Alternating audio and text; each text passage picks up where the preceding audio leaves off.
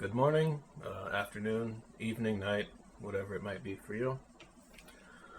So I'm making this video. I'd like to just update what I've been reading.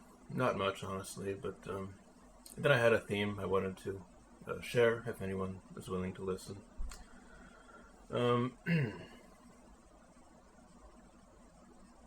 So it's been almost a month since I made a video, and I really haven't read much. When I'm in a reading season, I'll set out to read. I'll go to a cafe or something, and I'll sit down for 3-4 hours and I'll read. Pretty much have not done that in a month at least. I'm just kind of bored, kind of not interested. But randomly, I'll go to a bar, have a couple drinks, and be bored, and I'll just start reading out of boredom.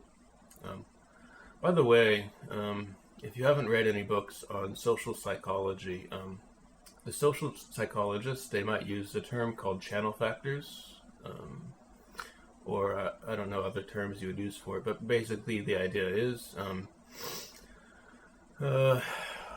like, if you have distractions around you, video games, computer, TV, apps on your phone, if you have a lot of apps on your phone, you might use them just because they're there in front of you, available to use. That's like a channel factor. It kind of pushes you in that direction.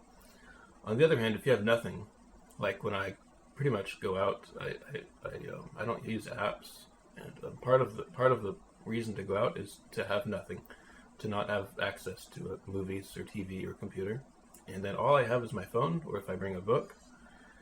And so anyway, yeah. So I go to the bar, have a couple drinks, and just out of boredom, I just pick up my phone and start reading, because there's really nothing else that I would do, because I don't use apps. So that's kind of like a channel factor. Is I have books, and that's what I do if I get bored.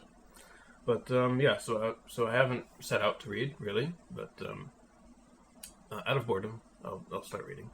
So what I did read, I read like a third of the way through Gene by Siddhartha Mukherjee. Seems to be pretty good. It led me to another book which I read, which I thought was interesting. I read a third of the way through Stiff by Mary Roach, which is also pretty interesting. It's about what happens to your body when it starts decaying, and the use of bodies throughout history that have been stolen to use for anatomy reasons, learning anatomy. And funny thing, like the Chinese and the Greeks were just completely wrong about so many things because they just did not test their hypotheses, their wild mythological beliefs with just science. They just didn't test any of their beliefs. Kind of like Freud. Just did not test their beliefs. They just went crazy with hypotheses and theories, and so Mary Roach kind of reviews some of that in Stiff. So yeah, I only read like a third of the way through both of those books.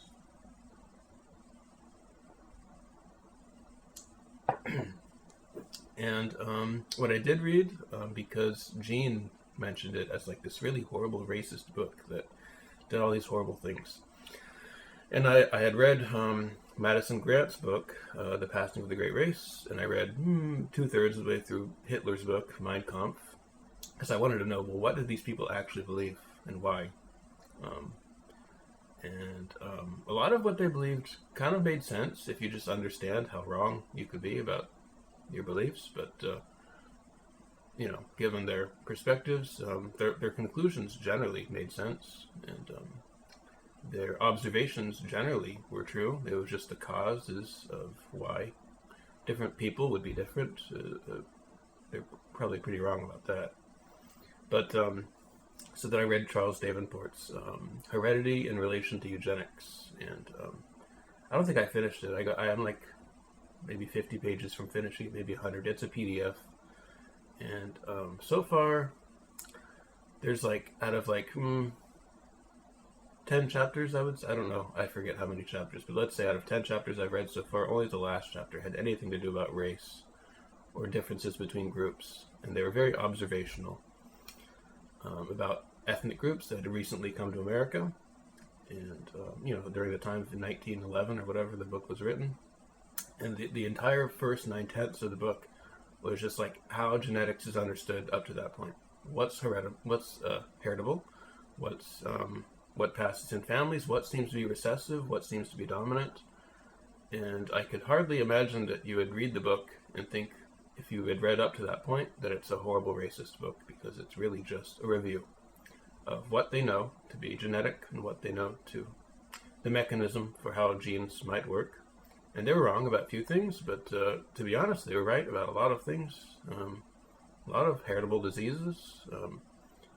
Obviously, you can't be wrong about like eye color and skin color genetics. I mean, it's just obvious.